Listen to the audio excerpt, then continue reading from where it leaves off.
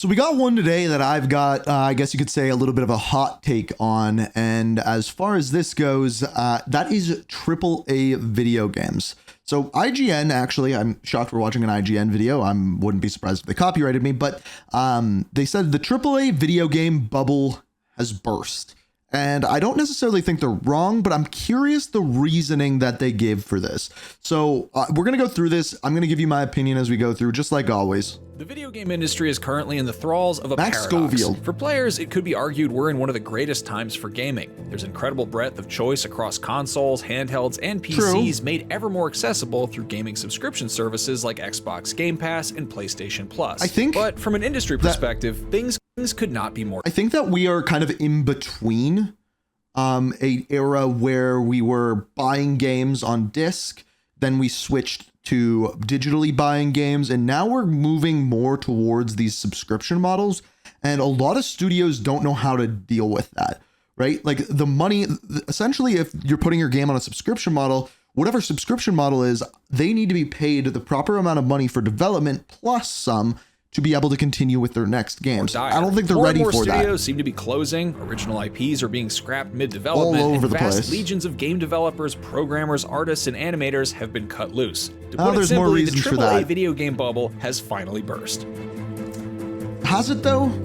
Across the past 2 years, over 23,000 jobs in the video game industry were lost, with a staggering Oh, that's a big number. 6,000 in January 2024 alone. Over 30 video game development Also, by the way, we just got to be clear here. During that whole global pandemic thing, video game companies were hiring people like there was no tomorrow. One, remote work was all over the place. Two, everyone was playing video games because there was nothing else to do. And three, they just needed the support. So not all of those 23,000 or whatever number they gave were new jobs that were created during that. But some of them, a good chunk of them were. Have ceased operations, including Arcane Austin, Volition, and most recently Firewalk Studios. Yup. What's worse is this trend only shows signs of continuing rather than diminishing. But so why? How did we get here? Well, some analysts have concluded these closures and redundancies are a necessary remedy to companies having overextended themselves in response to inflated demand in the market during the COVID-19 pandemic. Well, that's what we just talked about. That's undeniably a factor. That's just one of many issues that have been gestating for years within the AAA project bubble. Just 5 years ago. So I think before they say anything, the one that I want to point out before they get into it is the cost of these games. Some of these, like the one example that I can give you is every season, Call of Duty puts out a cinematic.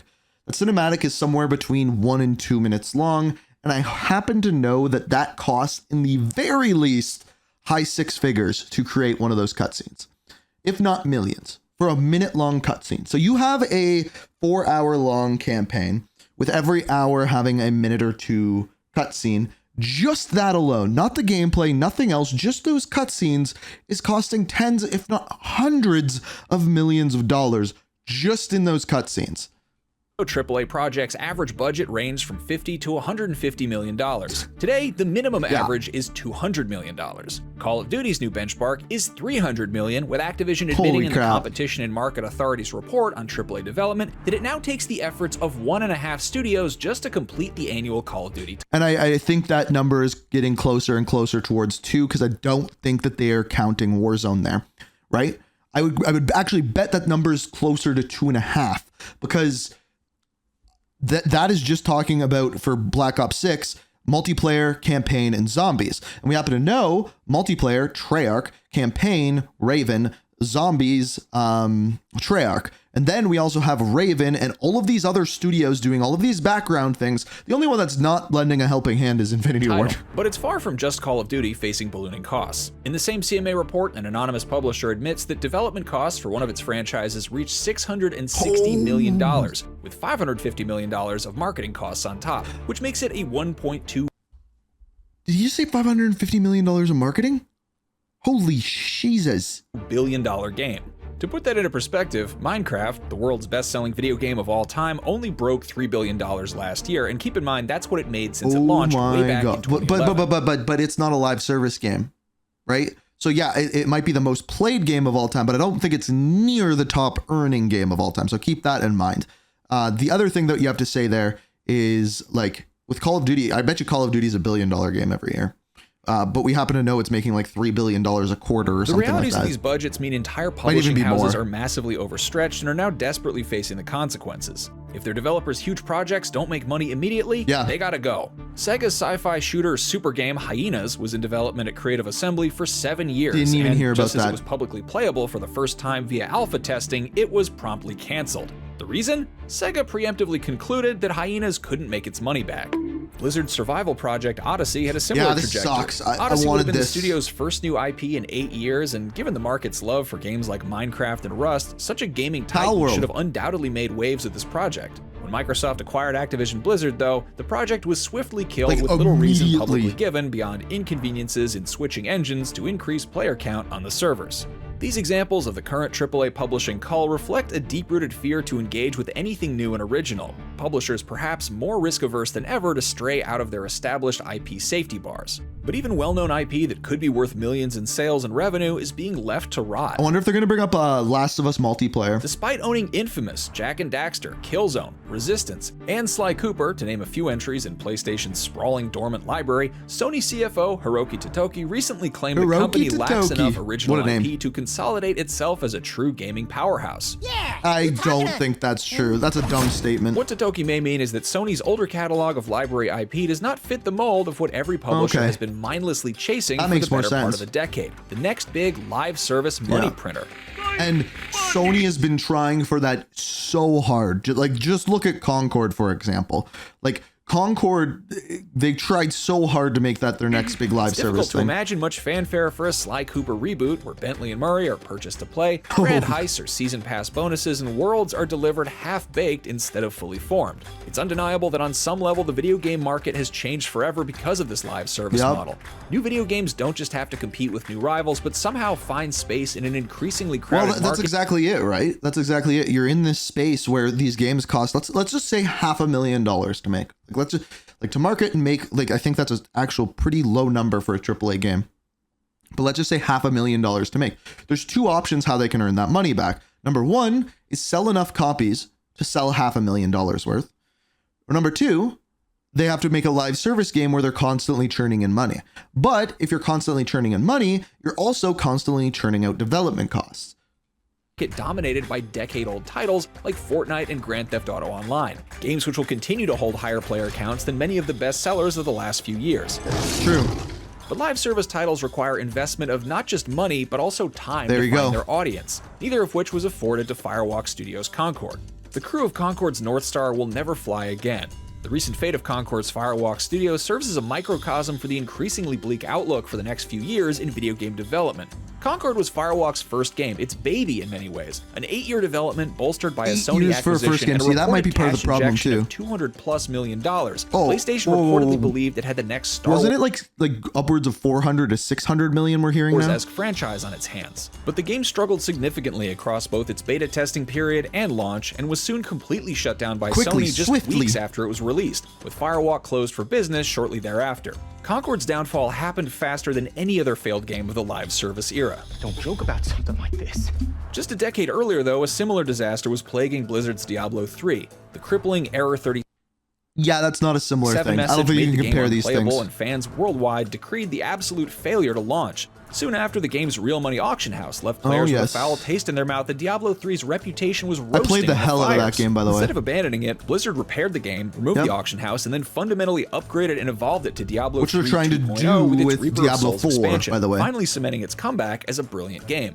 It's a similar story to what we saw with CD Projekt Red's hard-fought This is the biggest example of battle to win Cyberpunk 2077 Actually, fans back No Man's after Sky a might be. disastrous launch. If Concord's alleged $200+ million budget had been lowered and the project direction refocused as a spark for a new universe rather than a big bang, it doesn't seem hard to believe that it could have found an audience with some Blizzard or CDPR-like shepherding from Sony. Many projects akin to Concord could be the medium-sized successes they deserve to be if not for the financial corners these publishers find themselves painted into.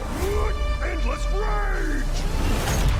And really, maybe some publishers should consider steering clear of these financial quarters entirely. Gamers are beginning to wane interest in these monolithic projects. You need only look at a top-rated games of 2024 list. While 2023's award lists were littered with AAA titles from 500-strong studios, 2024 show a revitalized hunger for a smaller, more independent spirit. Arcade machine throwback UFO 50, the Metroidvania-esque Animal Well, poker roguelite Balatro, and text-based pixel art adventure The Crimson Diamond are just some of the games you'll see appearing again I think it's because there was also a lot of really bad AAA and games again this on year these too. lists. Despite their numerous differences, they share one thing in common: a smaller, more refined experience that recalls earlier eras of gaming where marriages of mechanics and storytelling were key through technological craftiness, rather than literal country-sized game worlds. The nostalgia they create for older video game generations are central to the heart of their creation. They just want you to pick them up and have a good time. The slow but increasingly clear pivot of video game audiences to a potential indie renaissance is a clear message to publishers that if everything is bigger and bolder, who possibly has the time and energy to play more than 1 or 2 games each year? Well, that's exactly it. These live service games are not just competing for your money, they're more so competing for your time,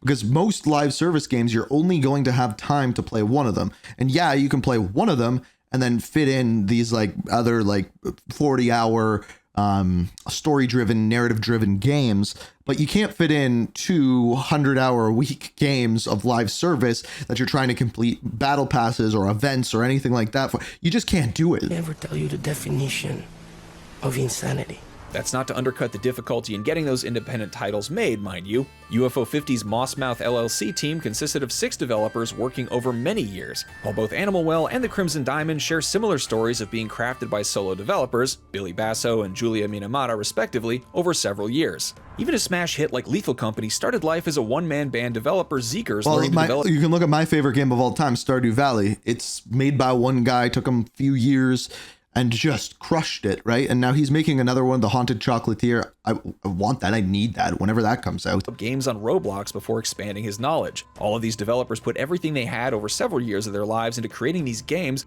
not in pursuit of money, can't but believe because that of he a hasn't said passion. anything about And this is Stardew. why they don't need humongous worlds or 300+ side quests to tick off. These games all feel like lean enjoyment machines.